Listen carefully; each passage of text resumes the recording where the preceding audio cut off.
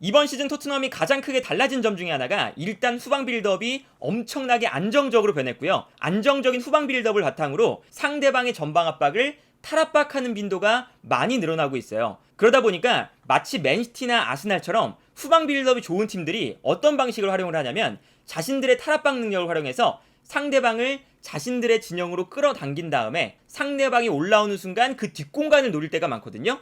그러한 플레이가 토트넘에서 많이 나타나고 있습니다. 최근에 토트넘의 후방 빌드업 전형은 이제 이런 식이거든요. 4-3-3을 기반으로 우도기와 포로 이 두 명의 풀백들이 안쪽으로 들어오게 되죠. 그러니까 당연히 상대팀들도 이제는 어느 정도 눈치를 채서 측면 공격수들이 우도기와 포로를 따라 들어와요. 그래서 토트넘은 이 안쪽에서 선수를 많이 배치한다 라는 개념을 활용을 하게 되거든요. 그런데 아무래도 이렇게 좁은 공간에 배치가 되어 있으면 상대팀 입장에서는 수비수 한 명이 높게 올라와 주면서 토트넘을 1대1로 압박하는 것도 가능하죠. 그런데 여기서 토트넘이 굉장히 영리한 건 뭐냐면 앞쪽에 있는 히샬리송, 손흥민, 쿨루셉스키는 내려와서 후방 빌드업에 참여하는 빈도가 많이 줄어들었어요. 그리고 그것은 어떤 것을 의미하냐면 당연히 수비수가 한 칸 올라가서 토트넘을 1대1로 압박하려면 공격수들도 상대팀 입장에서는 손흥민, 히샬리송, 쿨루셉스키를 1대1로 마크를 해야 되거든요. 그런데 특히나 손흥민 같은 선수는 한 명이서 막기가 굉장히 까다롭죠. 특히나 손흥민 선수가 후방 빌드업을 위해 안 내려오고 위에 있으면 당연히 라인을 올리면 올리는 만큼 수비 뒷공간에 대한 리스크가 커지잖아요. 그래서 상대팀이 중앙 수비수를 한 명 섣불리 올리질 못해요. 그러다 보니까 보통 토트넘이 요 아래쪽에서 상대팀이 만약에 4백을 쓰거나 3백을 쓸 때도 마찬가지인데 수비 숫자를 어쨌든 토트넘의 공격 숫자보다 한 명 정도는 늘릴 때가 많기 때문에 토트넘이 후방 라인에서는 숫자가 한 명 더 많은 상황이 되는 거죠. 그리고 이 상황을 토트넘이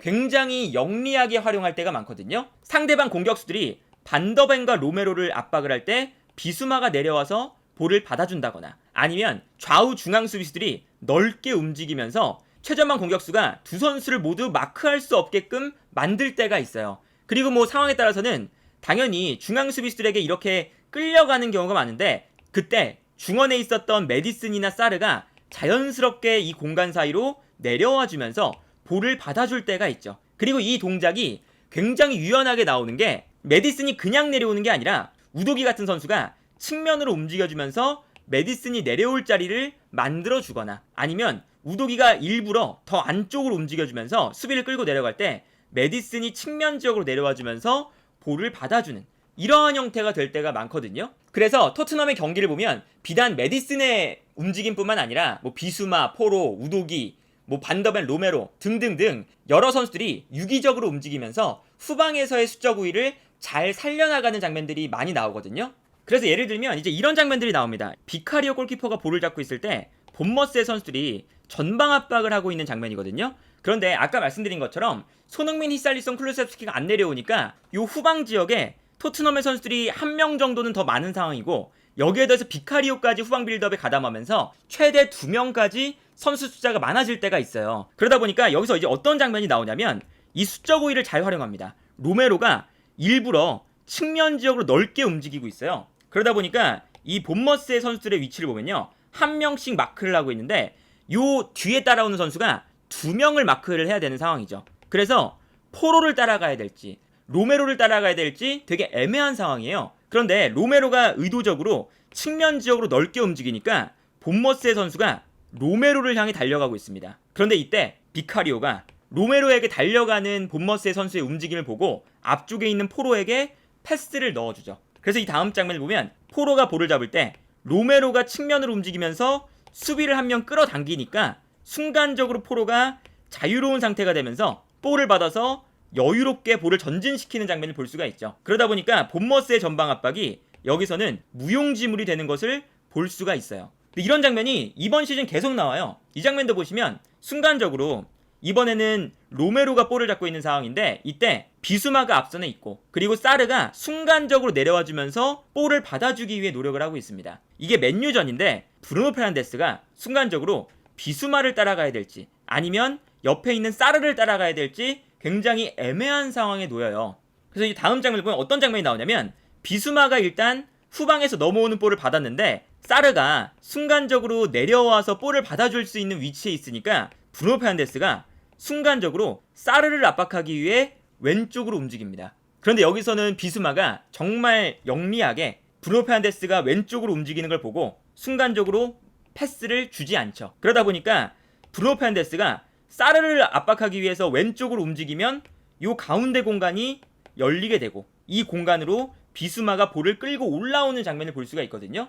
이런 것처럼 토트넘이 후방 빌드업 과정에서 굉장히 유연한 플레이들을 하고 있고요. 여기서 상대방을 유인하고 공간을 만들고 패스가 들어가고 이렇게 유기적인 후방 빌드업 과정을 통해서 상대방의 전방 압박을 탈압박해낼 때가 많이 생기고 있어요. 그래서 대표적으로 이런 장면도 있는데 메디슨이 순간적으로 측면으로 내려와주고 있고요. 오히려 우도기는 안쪽으로 들어가주고 있습니다. 그러니까 순간적으로 메디슨이 측면으로 내려오면 상대방 선수들이 메디슨에게 끌려나갈 수밖에 없는데 이때 우도기가 안쪽으로 들어오니까 메디슨이 볼을 잡는 순간 욕심부리지 않고 안쪽에 있는 우도기에게 패스를 넣어주죠. 그러면서 우도기가 편안하게 볼을 잡아서 공격을 전개할 수가 있거든요. 그리고 여기서 볼 수 있는 게 어떤 거냐면 손흥민 선수의 위치예요. 손흥민 선수가 더 이상 후방 빌드업을 위해 내려오지 않습니다. 그러니까 손흥민 선수가 이렇게 높은 위치에서 계속 뛰어나가려는 동작을 가지고 있다 보니까 상대팀 입장에서는 앞으로 올라와서 압박을 하거나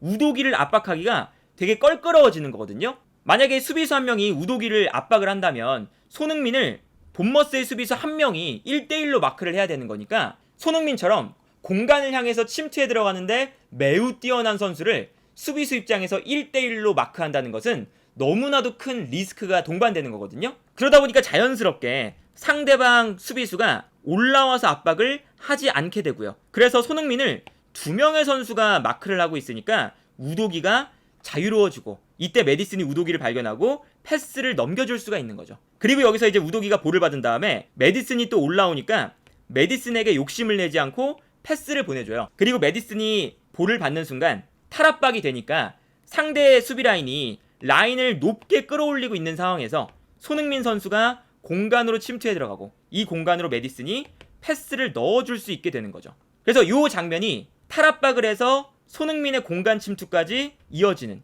정말 매우 토트넘이 이번 시즌에 후방 빌드업과 탈압박 과정이 좋아지면서 상대방을 끌어당긴 다음에 역습을 한다. 이러한 패턴이 제대로 나타난 장면이라고 볼 수가 있거든요. 이 장면도 마찬가지입니다. 이번에는 호이비에르가 압박을 당하고 있는 상황인데 이때 측면 지역으로 어제 손흥민 선수 대신에 왼쪽 측면에 후반전에 나왔던 페리시치가 내려오죠. 그리고 페리시치가 볼을 받는 순간 이 선수들의 움직임이 너무나 좋은 게 호이비에르가 패스를 보내주고 자기는 공간으로 움직여요. 그래서 페리시치가 곧바로 볼도 소유하지 않고 원터치로 내주죠. 그러면서 안쪽에서 호이비에르가 볼을 잡는데 여기서 또 어떤 장면이 나오냐면 측면 지역으로 또 한 선수가 내려옵니다. 당연히 호이비에르가 중앙 지역에서 볼을 잡으니까 중앙 지역에 본머스의 선수들이 쏠리거든요. 그러니까 다시 한번 측면 지역으로 내려오는 선수에게 호이비에르가 패스를 보내주고요. 이때 측면 지역으로 내려오는 선수가 벤 데이비스였어요. 벤 데이비스가 볼을 잡은 다음에 또다시 상대가 측면으로 끌려 나오니까 이번에는 안쪽에서 뛰어들어가고 있는 손흥민 선수에게 다시 패스를 넘겨주죠. 이 장면이 한 5초에서 10초 사이에 나왔거든요. 계속 측면과 중앙을 왔다 갔다 하면서 상대방을 혼란스럽게 만들고 있는 거고, 그러다 보니까 여기서 상대방이 전방 압박을 풀어나오면 손흥민 선수가 볼을 잡았을 때 당연히 수비 라인은 높게 올라와 있고 자신의 앞에는 공간이 만들어져 있고, 이러면 손흥민의 장기라고 할 수 있는 공간 지역으로 치고 달리는 움직임이 자연스럽게 나올 수가 있는 거죠.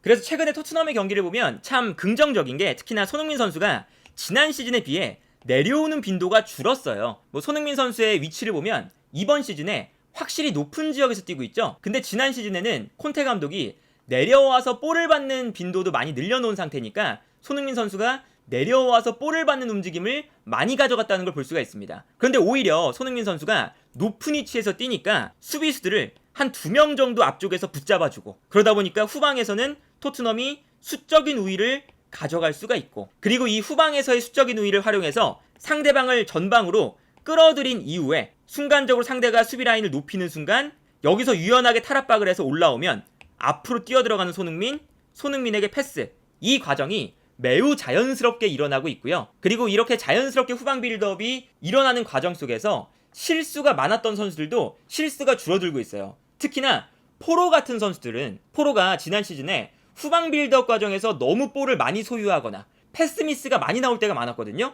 그런데 이번 시즌은 물론 시즌 초반이지만 그런 모습들이 거의 나오지 않고 있습니다. 왜 그러냐면 포로가 볼을 잡았을 때 손흥민 선수가 이야기했던 것처럼 포스테코글루 감독이 원하는 건 볼을 길게 소유하지 않고 우리 선수가 있는 위치를 정확하게 파악해서 간결하게 축구를 하는 거 라고 이미 말을 했었고, 여기에 더해서 이 시스템이 워낙에 잘 갖추어져 있다 보니까 내가 볼을 잡았을 때 어떤 공간에 우리 선수가 있겠구나 예상이 어느 정도 가능한 거거든요. 그래서 예를 들면 포로 같은 경우에는 오른쪽 측면에서 볼을 잡을 때가 많으니까 볼을 잡는 순간 수비가 쏠리잖아요. 그럼 수비가 쏠릴 때 포로가 요즘에 어떤 게 있냐면 볼을 잡는 순간 토트넘의 선수들이 의도적으로 한쪽 측면으로 모여든다는 것을 어느 정도 파악을 하고 있어요. 그리고 이때 반대편으로는 한 명의 선수가 무조건 넓은 지역으로 움직인다 라는 것을 포로가 예상을 하고 있다 보니까 최근에 포로가 이 좁은 공간에서 볼을 잡을 때 짧게 볼을 주고받고 이러면서 나가려는 동작이 줄어들었고요. 볼을 잡는 순간 그냥 반대편으로 바로 방향 전환을 할 때가 많아지고 있습니다. 예를 들면 이런 장면이에요. 포로가 측면에서 볼을 잡고 있는데 상대 수비에게 둘러싸이고 있죠.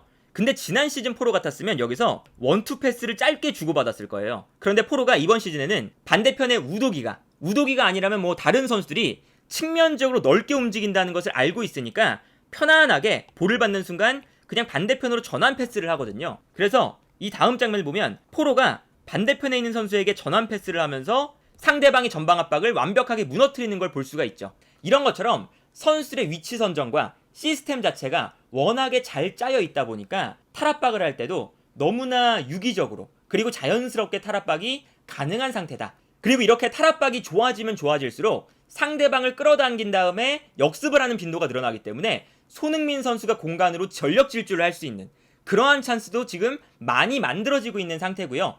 그래서 이제 더 이상 토트넘이 후방 빌드업이 불안한 게 아니라 오히려 후방 빌드업을 할 때 어떻게 탈압박을 해서 공격으로 전환시킬 것인가, 이게 더 기대되는 팀으로 변화를 하고 있고 포스테코글루 감독이 단기간에 정말 좋은 팀을 만들고 있다라는 생각이 드네요.